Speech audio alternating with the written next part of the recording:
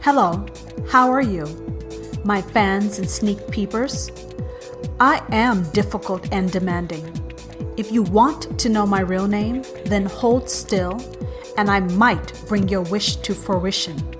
Now, before we begin, you can find this podcast show in iTunes, Spotify, SoundCloud, Blueberry, Google Play Music, TuneIn, and Stitcher. So download this episode, unplug from life, and dive all into episode 7 of the I'm Difficult and Demanding podcast, keeping it real on the ridiculous world we live in. Today's show is called Common No Sense. Now, unlike the other people in your life, I actually care about what you think. So meet me halfway, take a tiny moment, and give my podcast and each episode a review rating. Welcome to the I'm Difficult and Demanding podcast, keeping it real on the ridiculous world we live in. This solo show is outrageously honest and keenly witty with a view into life. Yes, I said life. That's what we do every day when we wake up from sleeping. We are living life. Well, some of us at least. Moreover, I hope to provide you with gut-wrenching laughter and a touch of wisdom. I'm difficult and demanding. But you can think about the possibility of calling me Tara. Now, I don't ask for much because I expect and receive it all. I firmly believe that if you expect shit, you will receive shit. What does that mean? Well, it means expect nothing but the best and don't settle for less. Now, I am keeping it real, and this episode is no different. Would you like to know what would have happened in D.C. with Roy Moore's accusers if he had won the election? More importantly, did you know that the female body can process secondhand smoke and create clean air? Well, to find out, you have to listen to the whole episode. Finally, climb aboard and enjoy the entire show, because I am ending it with plenty of ridiculous honesty. Once the podcast episode ends, I am keeping it going on my website with this episode's real talk questions. Hello, everyone, and thanks for joining me again.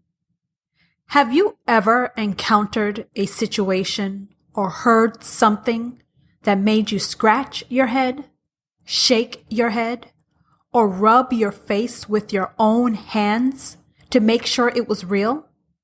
Well, what I'm discussing is not a head scratcher. It's more of an ass scratching situation. It appears on first glance not to make sense, but if you look really, really close, you can see behind the scenes the magic of the situation. That's why this show is called Common No Sense. It's a blend of common sense and no sense. And when I say no sense, I mean the shit don't make no sense. The RNC cut ties with Roy Moore's Senate race in Alabama due to numerous allegations of sexual misconduct with minors. Now, before I go any further, the RNC is the Republican National Committee. The Republican National Committee, the RNC, is a U.S. political committee that provides national leadership for the Republican Party of the U.S. It's responsible for developing and promoting the Republican political platform, as well as coordinating fundraising and coming up with an election strategy. Now, the RNC, I believe, cut ties with the Roy Moore's campaign for good reason. I mean, the man is being accused by several people for sexual misconduct. And the sexual misconduct ranges from, dick touching to targeting or pursuing young girls. Since Roy Moore had this cloud of pursuing young teenage girls and in some instances playing with his willy in front of teenage girls, a willy is his dick, it makes sense to me why the RNC would want to cut ties with his campaign.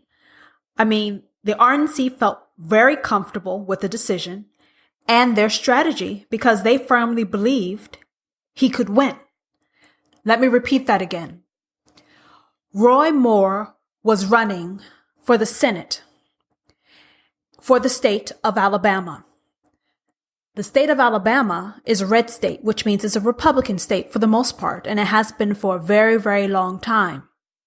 So when these allegations came out about Roy Moore, it put the RNC in a very delicate, intricate type of position. So when they decided to separate themselves from Roy Moore's campaign, they firmly believed that he could win the race with a landslide, meaning the Democratic candidate that was running against him didn't have a chance in hell because Alabama's a red state. It's been a red state for a generation, which is, 20, 25 years.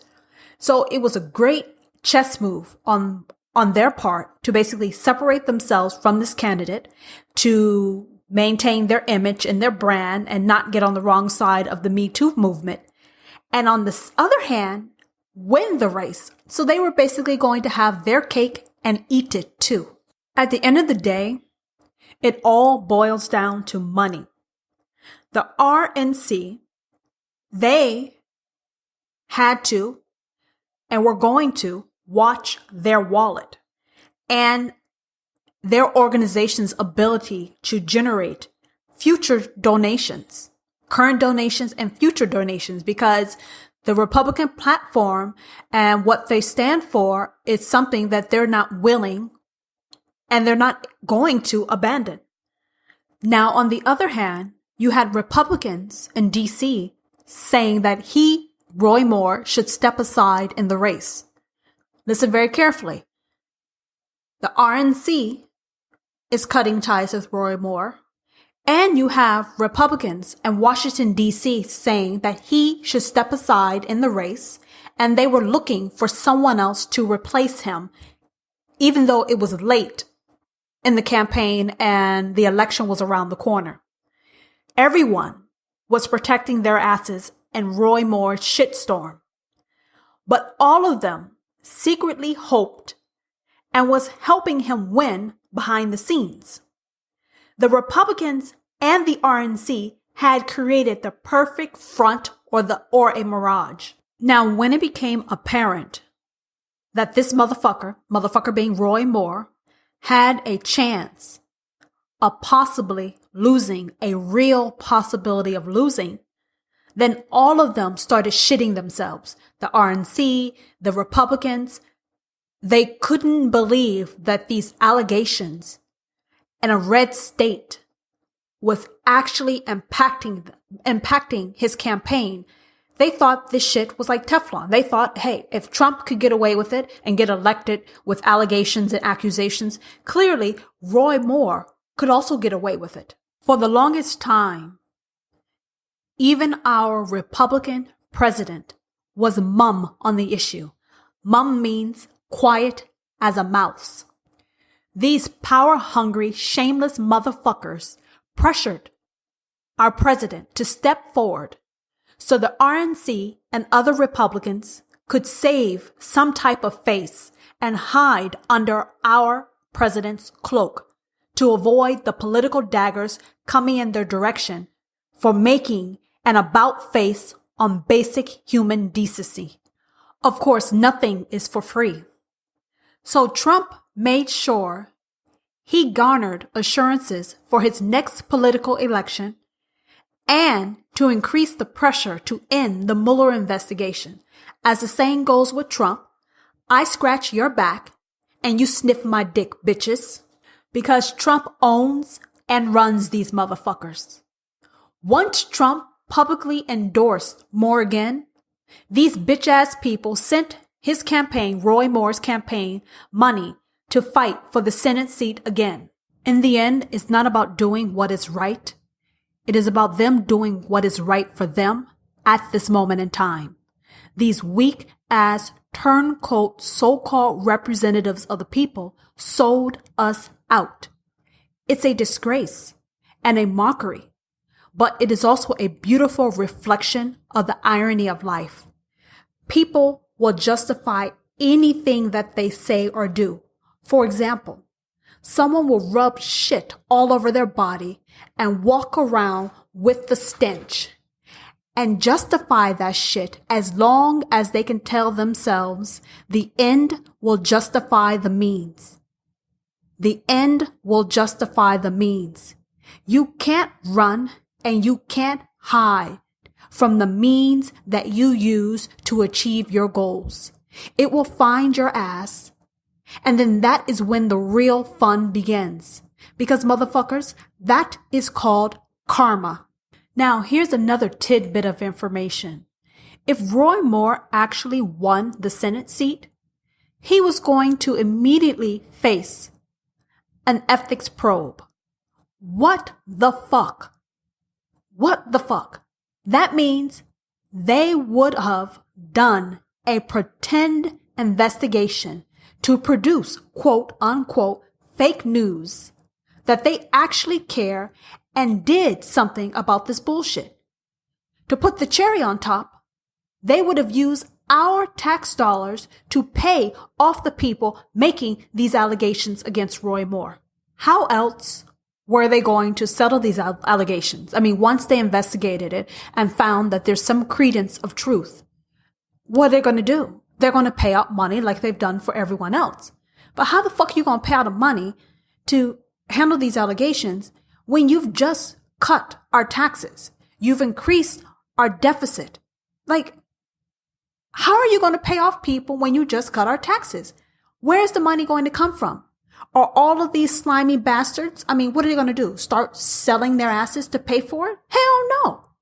I mean, what? Trump is going to be their pimp while they're selling their asses? Since he has a long international hand, I'm sure he has connections with placing prostitutes with Johns. Now I'm moving off of that bullshit and I'm moving on to something else. And it's been in the back of my mind and I want to put it out there to all of you. Why is it that men like Trump and Roy Moore have fared better with Caucasian women that do not have a college degree? I mean, I find it very intriguing and I'm asking myself, why? And these are some of the thoughts that came to my mind. I mean, before I went to college, you know, when I was in high school, I believe I had a singular point of view. I had a certain way of life, and that view, for me, I find, was very narrow and insular. I was more inclined to trust what a person said if they appeared to be successful or authoritative. These type of people that target ones with insular, narrow views, I believe that they're predators because they see a deep-seated, unacknowledged insecurity within these people. And when they are able to make these insecure people feel unsure, then they feel unsafe. And people will do anything to feel sure-footed again, even if it means buying the bullshit of a con man or con men in this case. After college, I was so different. You couldn't tell me shit. I questioned the world and sought to verify what I was being shown or told. I pursued different things and strange things. I believe the more you expose yourself to life, which is called experience, you are less inclined to get played like a two-bit fool. Now, even if these women's gut, the ones that are blue-collared and without a college degree, tell them that these con men are motherfucking lying boldly in their faces, they're not going to do anything about it because the fear of something new or slightly different is enough to make them cringe. I mean, some of the blue collar women, they will pull the hood over their own damn heads just to keep from seeing change, approaching change, or evolving themselves. It's like they're stuck in a time capsule.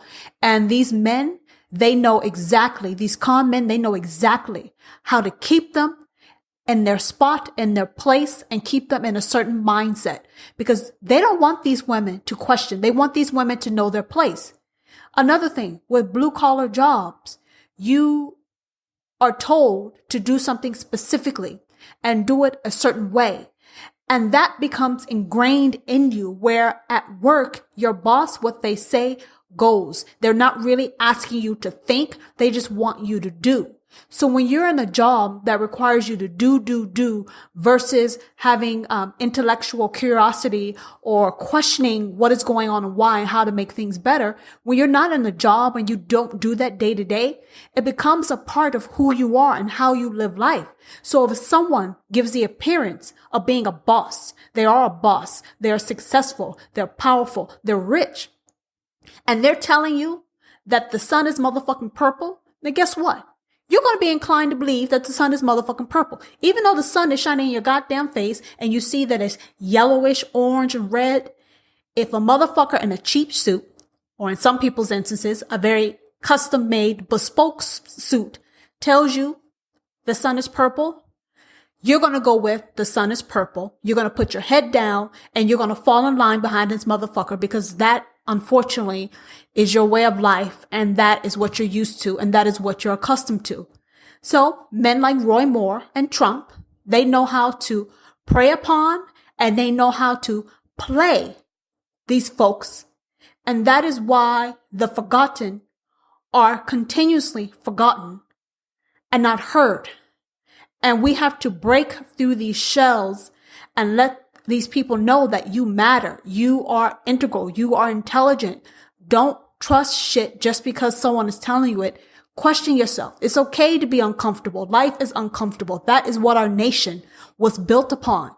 When pioneers went west, they were scared. They didn't know what they were going to encounter. But we would not have this great nation today with all of these states if someone didn't have the courage to step outside their comfort zone and say, you know what, let me see what's over my shoulder. Let me see what's around the corner. Let me get on this boat and go overseas to see if I can have a better way of life. Stop trusting motherfuckers and go ahead and do your own research. Now I'm shaking things up again, and here's to other news stories. A woman threatened to kill everyone on the plane after she had been caught lighting up and smoking a cigarette. Now, I want to know what the hell was in that cigarette. This heifer lost her damn mind. What the fuck was she thinking?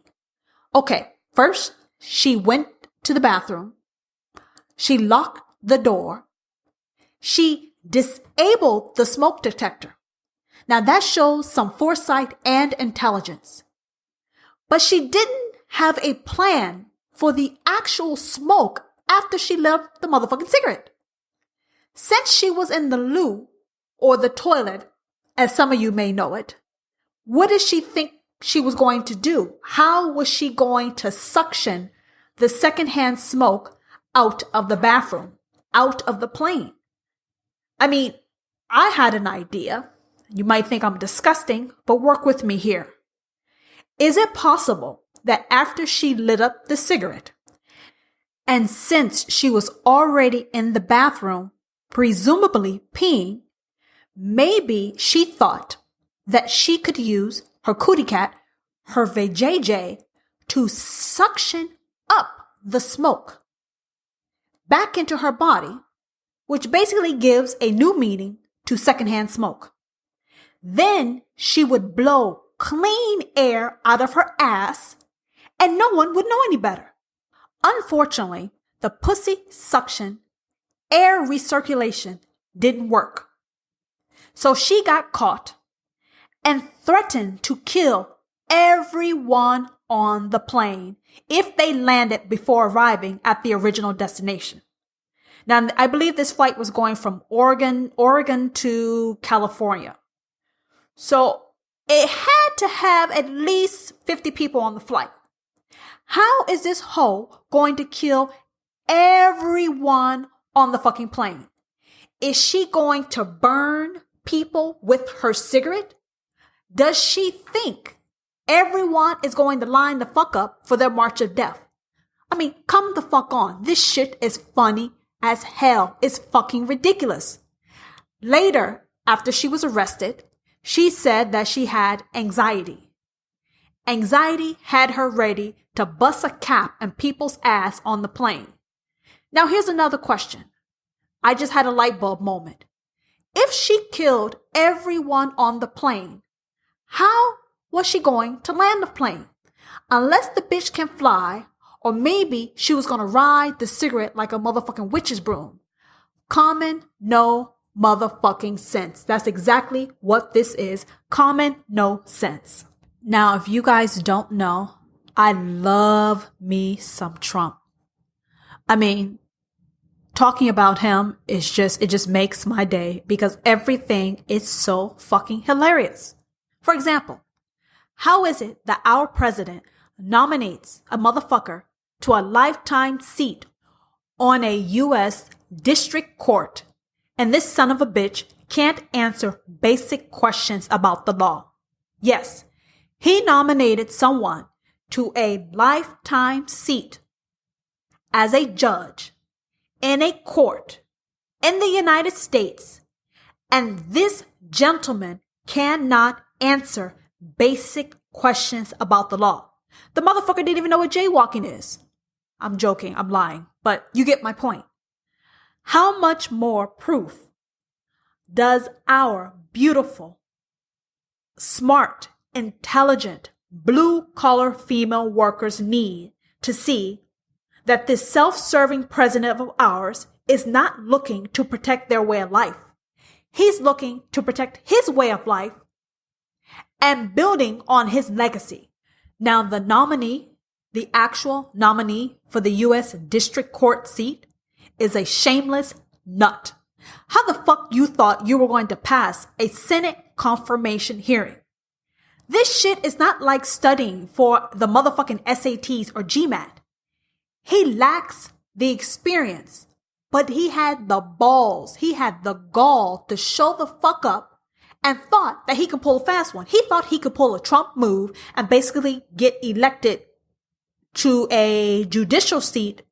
Of course, not as president. I mean, Trump took the hat, but he thought that he could actually pull a Trump move and get a lifetime position of power, influencing our country, our citizens, our laws, impacting people's lives. And he doesn't know what the fuck he's talking about and does not have the motherfucking experience. Does our president fucking blowing give a fuck comment about the fact that he nominated someone without experience to a lifetime position? Hell no. He cares about enriching himself more and throwing his power around like it's his dick. He just slaps the shit on the table at his leisure. Every day with him as president is like watching a cockpit fight. And if you've not figured this out, his actual cock is what is in the pit that's fighting. Because he's not using his mind. He's leading with his dick. He wants to know who has the biggest dick, who is bold enough to pull their shit out at their leisure, at their whim. And he goes around fucking bitch slapping people in the face with this dick. That is how he is ruling this country. Let me tell you why Trump is nominating people to these lifetime positions. It's because he has absolute power and control over this part of his role as presidency. He doesn't have to wait for Congress or Senate votes. He doesn't have to get anyone's buy-in or approval. He has complete unilateral authority on who he chooses. Yes, they have to go through a hearing and they're going to be questioned and all that. But the fact is, everyone that is being given the opportunity to go through these hearings, to get into these positions, there are people he nominated. So he fired a whole bunch of motherfuckers so that he can go around pecking people on the head, showing it's going to be you, it's going to be you. So he could say, remember me. You owe me. I did this shit for you. So when he's no longer president, he has a long list of people that he basically can reach out to, tap on the shoulder and say, hey, remember me? This is what I need you to do. But most importantly, Trump loves power. He loves exercising his right to use his power, and he loves making decisions that basically shows he's powerful. So even if he fucks up our legislative, judicial, and or executive branches for generations to come, he's going to sit back with his limp dick ass when he's older. Now, I don't know how much older his ass can get because he's already pushing about 80, but he will be the first motherfucker that lives to 200. And when he's 200 years of age, he's going to sit back and say, see what a great person I am? I nominated more people faster than anyone else. I am the best president of the United States of all times. Look at how I nominated these people, and look at how many more friends I have, powerful, rich friends I have, and all I have to do is place a call and I can get my shit done like that. But let me tell you a secret. Trump is better off buying a real cock to fight in the pit, because his ass, his dick, can do nothing and will never measure up to the greatness of all of our past presidents, individually or combined. I have one last thing that I want to talk about, and I specifically want to talk about the Republicans. The Republicans are not really willy-nilly. If they make a decision, good or bad, they are ride or die. They are bold to change their mind, and they will follow through to the end on that shit. They are avid chess players. Now, the Democrats are like the crazy, confused cousins sitting in the corner. You don't know what they stand for. They are too busy trying to represent everyone, and unfortunately can't lead no one in a clear direction. So where are we going to go from here? I mean, the Democrats, I feel the party is haggard. For example, Senator Al Franken was accused of harassment. Immediately, Democrats said he should step aside and resign. So as soon as the allegations came in, they said he should step aside and resign. No review, no committee, no ethics committee, nothing. They said he should step aside and resign. And Senator Al Franken, without putting up a fight, agreed and gave his notice and gave a speech on the floor about having his last day resigning. After the speech, some of these shady-ass Democratic motherfuckers hugged him and urged him to reconsider his resignation. I mean, originally, they didn't even care if he received due process. They're the ones that lit the fire under him leaving in the first place. And then they have the gall to hug him and come up saying, you know what? Oops, my bad. We made a motherfucking mistake. You should stay. Fuck. Our president's elected. He's still here. Why the fuck should you leave? And that's why President Trump won the goddamn election. He has the balls. He has the gall to stand up for something and to stand by it. Now, all of you can say, what the fuck? She's all over the place. My response is this. No, the fuck I'm not. I can see and understand both sides. I stand by the truth and what is right. Character and integrity is critical. We must strive for balance and inclusion, even if you don't like or agree with another person completely. Frankly, you don't have to like the motherfucker or like what they see, but we have to seek harmony for all, not just for one. And the Democrats, they're all over the place. So if you don't like what I'm saying about me giving some credit to the Republicans, you can fuck off. Because the fact is, that is why Trump won the election. Democrats all over the motherfucking place. They don't know who, what, when, where, how, why.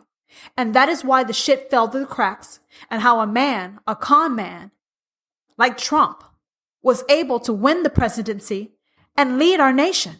And now we're suffering the consequences on this. So we're on this earth together. Let's figure this shit out and try to live with the most peace and harmony. Are you disappointed this episode has come to an end? Well, I am keeping it going with my real talk questions. One real talk question is, how ruthless or shameless have you been to achieve your goals? Email me your real talk answers. Let me know what you think about this episode by rating my show and commenting on my website. My next ridiculous episode is called Stand Up or Lay Down. The release date for episode 8 is January 12th, 2018. When you listen to this episode, you think, man, whose side is she on? My response to that is fuck a side. This is not about sides. It's simpler than that. It's about the truth and human nature. For some reason, choosing a side reflects or means something to people. But shit is shit. It doesn't matter what it looks like, sounds like, feels like, smells like, or tastes like. People get too caught up in irrelevant things. You're distracting yourself from the main point. That's why the unheard and forgotten are unheard and forgotten. It's called deflection and distraction. The people that are fucking you over are playing chess on your asses and treating you, your life, and loved ones as pawns.